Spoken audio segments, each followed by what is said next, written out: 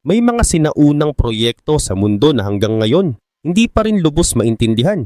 Mga istruktura na ginawa ng mga tao noon na parang imposible kung iisipin natin kung anong kagamitan lang ang meron sila. Sa video na ito, titingnan natin ang top 10 pinakamisteryosong sinaunang proyekto. Mga gawa ng sinaunang tao na nagpapakita kung gaano sila ka-advance kahit noon pa. Pero bago natin ipagpatuloy, ipalike naman ng video na ito. Malaking bagay na ito sa aming mga content creators. Maraming salamat po. Simulan natin sa number 10, ang Hopewell Ceremonial Earthworks sa Ohio. Hindi ito iisang monumento lang. 8 malalaking gawa sa lupa ito. Hindi lang bunton, kundi planadong hugis tulad ng bilog, parisukat at octagon na ginawa mga 2,000 hanggang 600 years ago. Ayon sa UNESCO, ito ay mga malalaking earth structures na matatagpuan sa paligid ng Ohio River. Kasama dito ang mga lugar tulad ng Mound City Group, Hopewell Earthworks, High Bank Works, Hopeton Earthworks, Fort Ancient, Great Circle Earthworks at Octagon Earthworks sa Newark. Ang tanong, paano nila nagawa ito? Ang mga gumawa nito ay hindi naman nakatira sa malalaking lungsod. Wala rin silang malinaw na iisang namumuno. Ayon sa National Park Service, mga simpleng komunidad lang sila. Umaasa sa farming at pangangalap ng pagkain. Pero kahit ganun, nakagawa sila ng mga hugis na sobrang eksakto. At hindi lang yan, may pagkakatugma pa ito sa galaw ng araw at buwan. Ibig sabihin hindi lang sila basta nagtatambak ng lupa. Marunong din sila sa pag-aaral ng mga bituin. At isinama nila iyon sa disenyo. Kung titingnan mo ngayon parang simple lang ang itsura dahil lupa lang ang ginamit, hindi bato. Pero sa paggawa nito, sobrang hirap. Kailangan nilang pumili ng tamang lugar, sukatin ang eksaktong hugis, maglipat ng napakaraming lupa, at siguraduhin na tama ang sukat at kahit aerial view, klaro pa rin ang design. Halimbawa, sa Mount City, compact at organized ang layout. Sa Newark, mas malawak at parang buong landscape ang design. Sa Fort Ancient, ginamit pa nila ang gilid ng bundok para gumawa ng malaking bakuran. Hindi ito pang depensa. Ginagamit ito sa mga seremonya, mga lugar na dinisenyo para pasukin at maranasan. Hanggang ngayon, may mga tanong pa rin. Paano nila na-organize ang ganitong kalaking trabaho? Ano ang ibig sabihin ng mga hugis at ayos nito? At kahit ang pangalang Hopewell, hindi iyon ang tunay nilang tawag sa sarili nila. Pangalan lang iyon na ibinigay ng mga archaeologists. Malalaki, maayos ang pattern at malinaw na planado. Pero ang buong sistema ng mga taong gumawa nito, hindi pa rin lubos na nauunawaan. Ngayon punta tayo sa number 9, ang Su Nuraxi di Barumini sa Sardinia. Isang lugar na kahit guho na lang ngayon, ramdam mo pa rin kung gaano ito kalaki dati. Ito ang pinakakilalang halimbawa ng mga nuraghe. Mga stone towers ito na kakaiba sa Sardinia mula pa sa Bronze Age. Ayon sa UNESCO, ang Sunuraxi di Barumini ang pinakakompleto at pinakaimportanteng halimbawa ng ganitong klaseng sinaunang architecture. Nagsimula ito sa isang malaking central tower na itinayo noong late 2nd millennium BCE. Ang taas nito noon umaabot ng mga 18.5 meters at sa loob may 3 silid na konektado ng spiral staircase. Pero hindi doon nagtapos. Kalaunan pinalibutan ito ng 4 pang tower na konektado ng makakapal na pader. At sa paligid, nabuo ang isang buong village. Ibig sabihin, hindi lang ito simpleng tower o simpleng fort. Isa itong layered complex na unti-unting lumaki at nagbago sa loob ng mahabang panahon. Bilang isang mega project, sobrang impressive nito. Gumamit sila ng napakaraming bato at ginawa ito gamit ang dry stone technique. Ibig sabihin, walang cement o mortar at hindi ito isang beses lang itinayo. Paulit-ulit itong pinalawak sa loob ng maraming generation. Ayon pa sa UNESCO, tinitirhan ang lugar na ito mula Bronze Age hanggang 3rd century. Habang tumatagal, mas lumalaki ang depensa at mas dumarami ang bahay sa paligid. Kaya malinaw, hindi lang ito isang project na may iisang purpose. Isa itong buhay na sentro na patuloy na ginagamit at ina-upgrade. May malaking tanong pa rin, para saan nga ba talaga ito? Oo, may defensive features ito, kaya pwedeng sabihin na fort siya. Pero hindi iyon sapat na paliwanag. Dahil sa lokasyon nito, sa design nito, at sa laki ng komunidad sa paligid, posibleng mas malaki pa ang role nito. May mga researcher pa nga na nagsasabing yung isang malaking circular building ay maaring meeting place o council chamber. Ibig sabihin posibleng may role din ito sa governance o pamamahala ng komunidad. Ito ang isa sa pinaka-importanting ebidensya ng Nuragic civilization. Pero kahit ganun, hindi pa rin ito maklasify ng simple. Hindi siya basta watchtower lang. hindi rin siya isolated structure. At ang pinaka-interesting, makikita sa mismong construction na ito ay proyekto na ginawa ng maraming henerasyon, hindi isang bigla ang build. Kaya misteryoso siya. Hindi dahil walang alam ang mga scientist, kundi dahil hanggang ngayon, hindi pa rin malinaw kung ano talaga ang papel nito sa lipunan. Ngayon punta tayo sa number 8, ang Chaco Culture National Historical Park sa New Mexico. Hindi ito iisang monumento. Isa itong buong sistema, isang network ng mga lugar na magkakaugnay. Ayon sa UNESCO, ito ay isang malaking pre-Columbian cultural complex na nag-dominate sa American Southwest mula 9th century hanggang 13th century. Sa gitna ng sistemang ito, ang tinatawag na Great Houses, malalaking stone buildings tulad ng Pueblo Bonito at Chetroketle na matatagpuan sa Chaco Canyon. At ayon sa National Park Service, ang Pueblo Bonito pa lang, inabot ng ilang dekada bago matapos. Ang Pueblo Bonito ay umaabot sa 4 to 5 stories ang taas at may higit 600 rooms. Hindi ito ordinaryong bahay. Malaki ito, planado at bahagi ng mas malaking sistema na may mga kalsada, shrines at iba pang komunidad sa paligid. Ayon sa National Park Service, maayos ang pagkakagawa ng mga kalsada, diretso at pinag-isipan. Sa loob ng kanyon, karaniwan ay nasa 15 feet ang lapad ng mga kalsada at yung iba mas malapad pa. Kapag may bundok o bangin, hindi sila umiikot, diretso pa rin. Gumagawa sila ng hagdan sa bato o ramps para lang manatiling tuwid ang daan. Pagsapit ng halos year 1050, ang Chaco Culture ay naging sentro ng isang malaking network. Maraming great houses sa kanyon ang konektado sa mahigit 150 pang structures sa mas malawak na lugar. Dito nagiging misteryoso ang lahat. Hindi lahat ng kalsada ay tuloy-tuloy. May mga bahagi na parang putol, kaya hindi pa rin nagkakasundo ang mga archaeologist. May nagsasabing isang buong road system ito para sa malalayong biyahe. Pero may iba naman na naniniwala, hindi lang ito para sa paglalakbay. Maaring may symbolic o ritual na purpose din. Dagdag pa, sobrang lapad ng ilang kalsada para lang sa paglalakad, lalo na't wala silang sasakyan noon. Pero isang bagay ang malinaw, napakalaki ng effort na ginawa dito.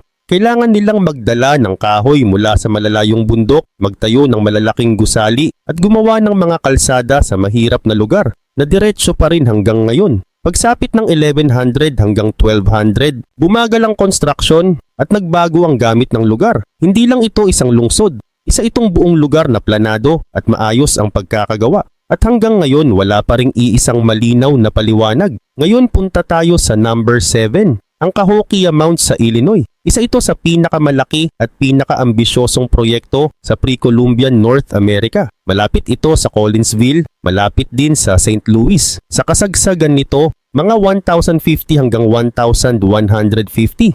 Posibleng umabot sa 10,000 hanggang 20,000 ang population nito. Ayon sa UNESCO, noon umaabot ito sa halos 1,600 acres at may mga 120 mounds. Ngayon 51 na lang ang natitira sa protected area. Ang pinakasentro, ang Monk's Mound, ito ang pinakamalaking gawa sa lupa sa North at South America. Ayon sa UNESCO at National Park Service, ginawa ito sa 14 na bahagi at mga 10 acres ang lawak. Ibig sabihin, hindi ito isang beses lang ginawa. Paulit-ulit itong pinalaki sa loob ng mahabang panahon. At kung iisipin mo ang dami ng lupa na kailangang galawin, grabe ang effort na inilaan ng mga tao para dito. Sa Cahokia Mounds, lahat ng lupa, mano-manong hinukay, binuhat, hinulma at paulit-ulit na inayos. Walang machines, simpleng kagamitan lang, pero nagawa nilang bumuo ng isang buong planadong lungsod. Hindi lang basta mga bunton ng lupa, may sistema ito. May public spaces, residential areas at iba't ibang zones para sa specific na gawain.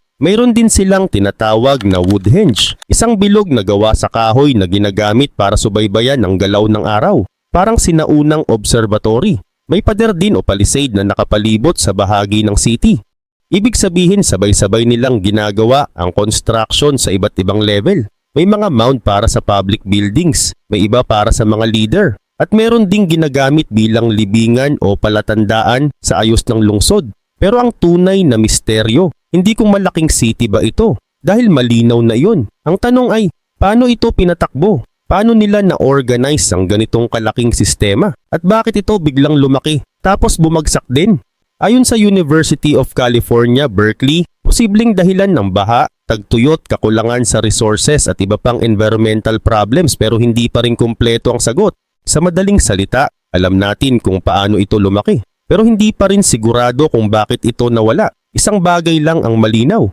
Hindi ito simpleng tirahan. Isa itong malaking sentro na may maayos na mga gusali, kaalaman sa mga bituin at organisadong pamumuhay na maihahambing sa ibang cities sa mundo noon. Marami pa ring tanong ang hindi nasasagot. Ngayon punta tayo sa number 6, ang Tiwanaku at ang Akapana Pyramid sa Bolivia. Matatagpuan ito sa mataas na lugar malapit sa Lake Titicaca. Dito, ng Tiwanaku ay nagsimula bilang maliit na tirahan, pero lumaki at naging planadong lungsod noong mga 400 hanggang 900 AD.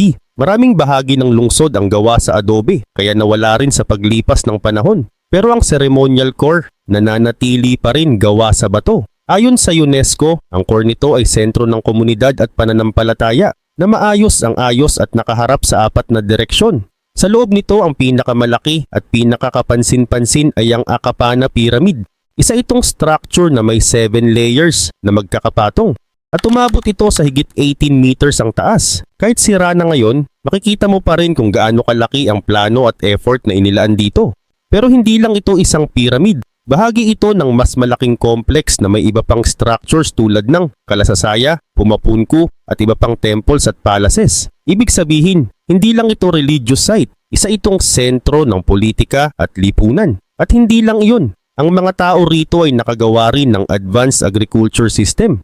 Gumamit sila ng irrigation para makapag-adapt sa mahirap na klima sa mataas na lugar. Kaya ang Tiwanaku, hindi lang basta lungsod, isa itong maayos na sistema na pinagsasama ang paggawa, pananampalataya at pamumuhay sa isang lugar na mahirap tirhan. Ang Akapana Pyramid ay hindi lang basta pyramid. Napapalibutan ito ng maayos na drainage canals. Ibig sabihin planado na agad ang water control simula pa lang sa construction. Hindi ito basta dinagdag lang.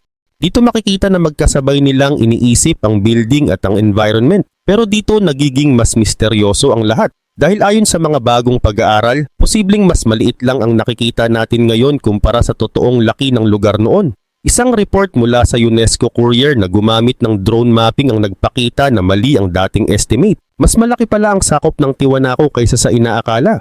Lumabas na ang explored area ay umaabot sa more than 600 acres at ang kabuuang heritage area ay higit pa doon. Ibig sabihin, yung nakikita ng karamihan ng turista ngayon ay maliit na bahagi lang ng dating buong lungsod. Nakita rin na ang Pumapunku ay may iba pang structures na nakabaon pa sa ilalim.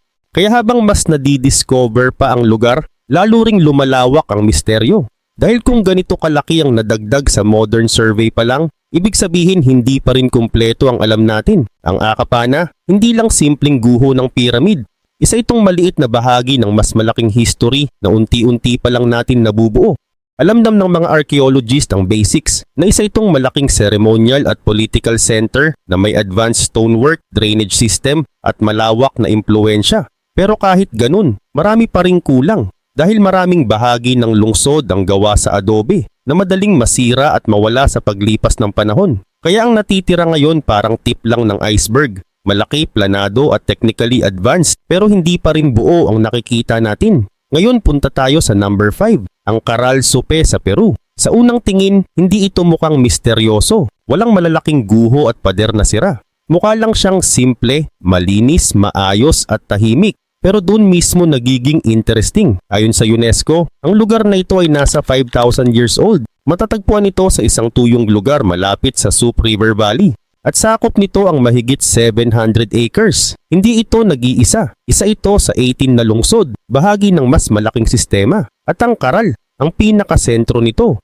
Makikita dito ang malalaking patong ng lupa, mga bilog na hukay sa lupa, at 6 na malalaking istrukturang parang piramid. Kaya malinaw, hindi ito basta lumaki lang. Simula pa lang planado na. Isang malaking lungsod na ginawa para sa seremonya, maayos na sistema at pamumuhay ng maraming tao. At isipin mo, ginawa ito bago pa ang mas kilalang stone empires sa Andes. Kailangan nilang i-organize ang libo-libong tao, humanap ng materyales at panatilihin ang maayos na ayos ng lungsod sa napakalawak na lugar. At hanggang ngayon may tanong pa rin, paano nila nagawa ito ng ganito kaeksakto? Ang Caral Supe ay hindi lang isang pyramid na may katabing village. Isa itong buong ceremonial city na may maraming malalaking structures at public spaces. Ayon sa UNESCO, may natagpuan ding kuipo sa lugar. Ibig sabihin maayos at organisado ang lipunan nila.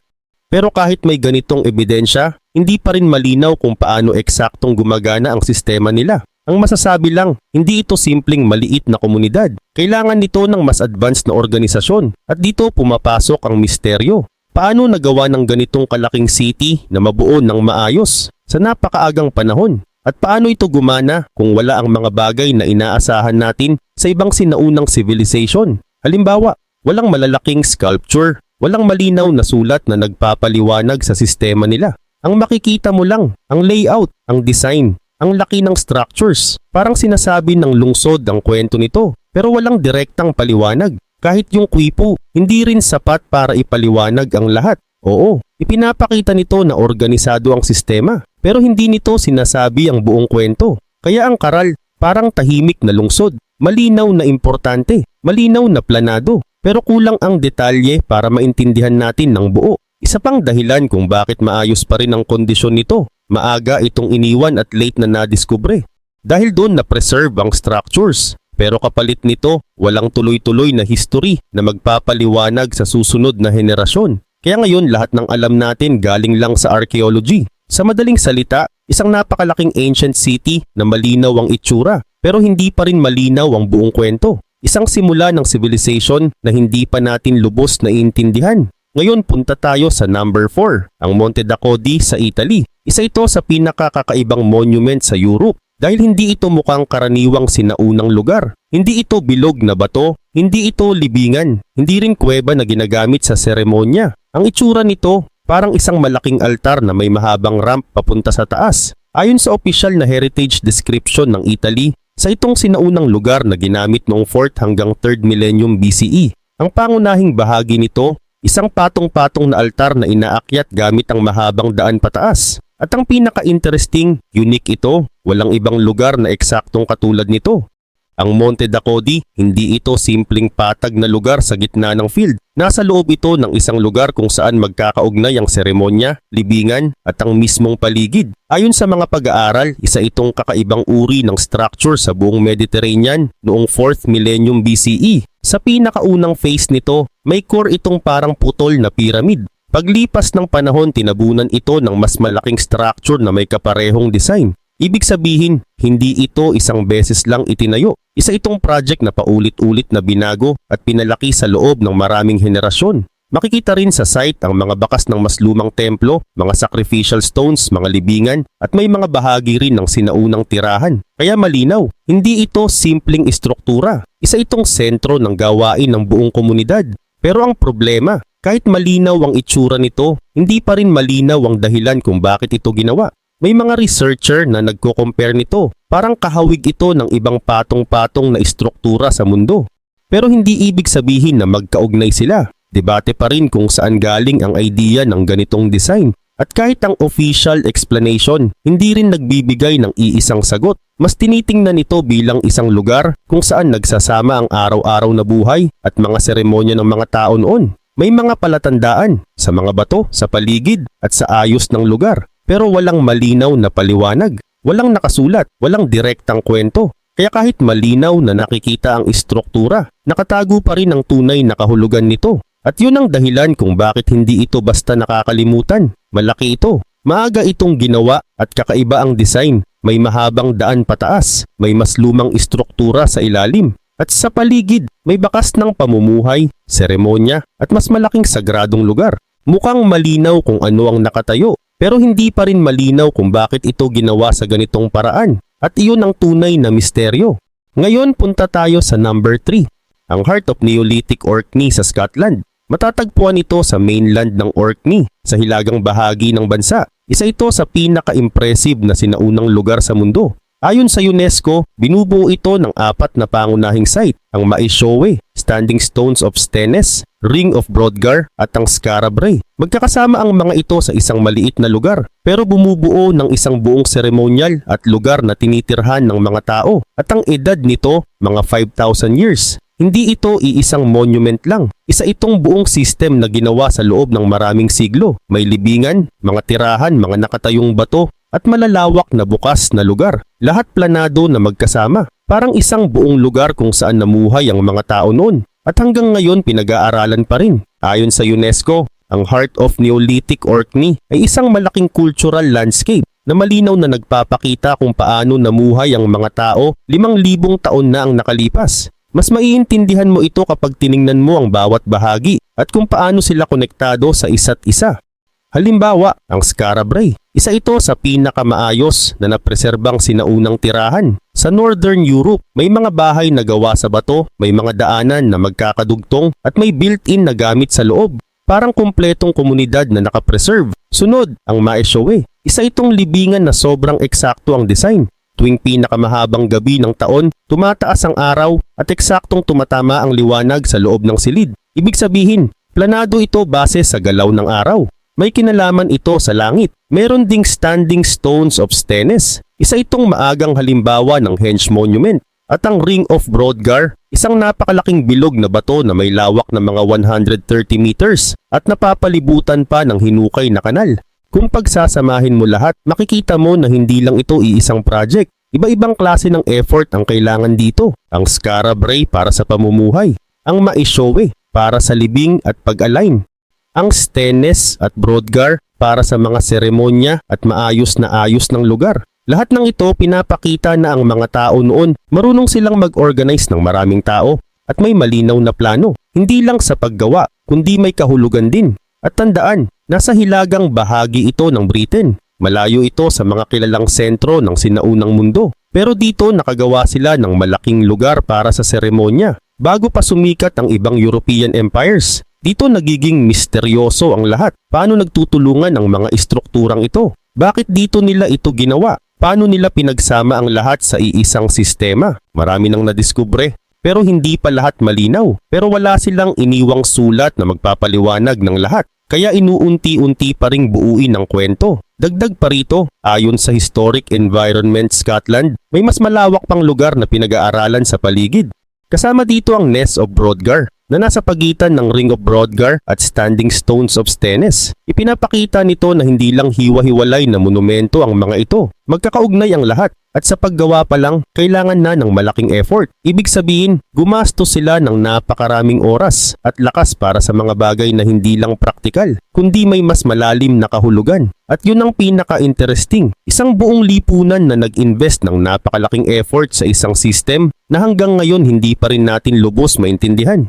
Isang lugar na halos kumpleto ang itsura. Pero kulang ang paliwanag, nandoon pa rin ang mga monumento, nandoon pa rin ang ayos ng lugar. Kitang-kita ang galing ng pagkakagawa. Pero yung paraan ng pag-iisip ng mga taong gumawa nito, hindi pa rin natin buo na naiintindihan. Parang may kulang na piraso sa kwento. Ngayon punta tayo sa number 2, ang Poverty Point sa Louisiana. Isa ito sa pinakakahanga-hangang sinaunang proyekto na ginawa ng mga taong madalas na minamaliit. Ang lugar ay mahigit 400 acres ang lawak at nasa mataas na lupa malapit sa Mississippi floodplain. Ayon sa National Park Service, ginamit ito mula 1,700 hanggang 1,100 BCE. At ang pinakakakaiba, hindi ito ginawa ng isang malaking pinuno o pamahalaan. Wala rin silang makabagong kagamitan. Isa lang silang komunidad na nanghuhuli ng hayop, nangingisda at nangangalap ng pagkain. Pero kahit ganun, nakagawa sila ng napakalaking proyekto. Sa gitna ng lugar, makikita ang 5 mounds, 6 na magkakasunod na kurbadong bahagi ng lupa, at isang malaking gitnang plaza. Tinatayang mga 53 million cubic feet ng lupa ang inilipat para mabuo ito. Ibig sabihin, hindi ito maliit na proyekto. Isa ito sa pinakamalalaking gawa sa lupa. May mga kurba na pantay ang pagitan, at hindi pare-pareho ang mga mound. Magkakaiba ang laki at gamit.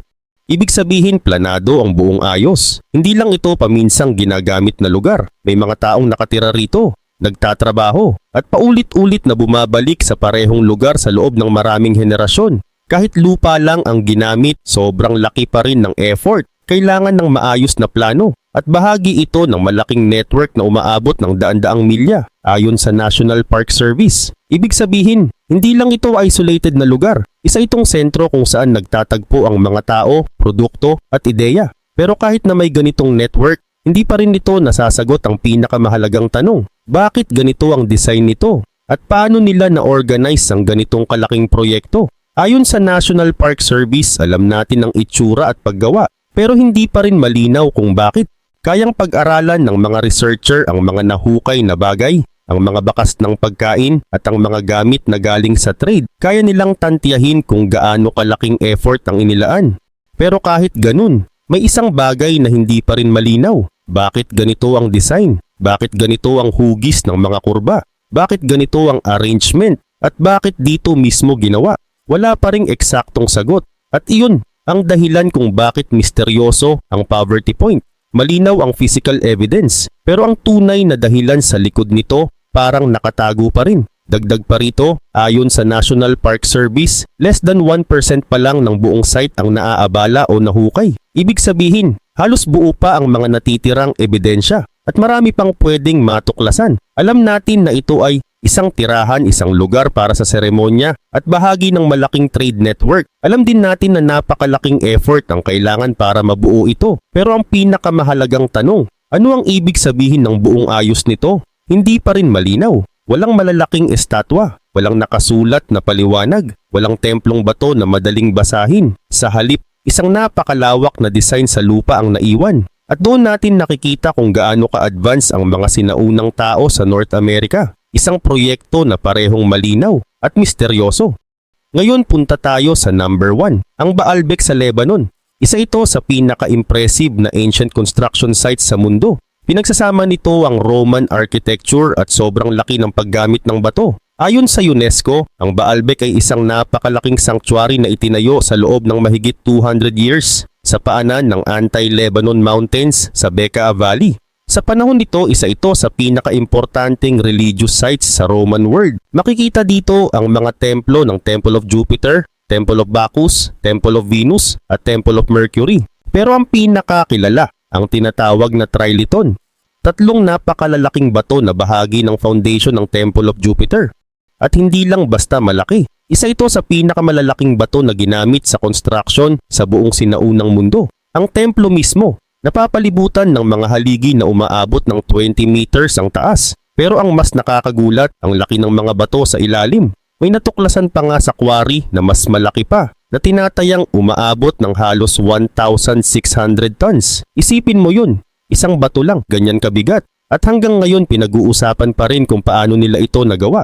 Pero ang tunay na misteryo ng Baalbek, hindi kung sino ang gumawa nito, kundi kung paano nila nagawang ilipat, iangat at i-assemble ang ganitong kalalaking bato sa ganitong kaeksakto. Malinaw ang sinasabi ng UNESCO na ang Baalbek ay umabot sa rurok nito noong panahon ng mga Romano. At ayon sa mga pag-aaral na binanggit ng The New Yorker, ang Temple of Jupiter ay talagang itinayo ng mga Romano sa iba't ibang panahon simula noong late 1st century BCE.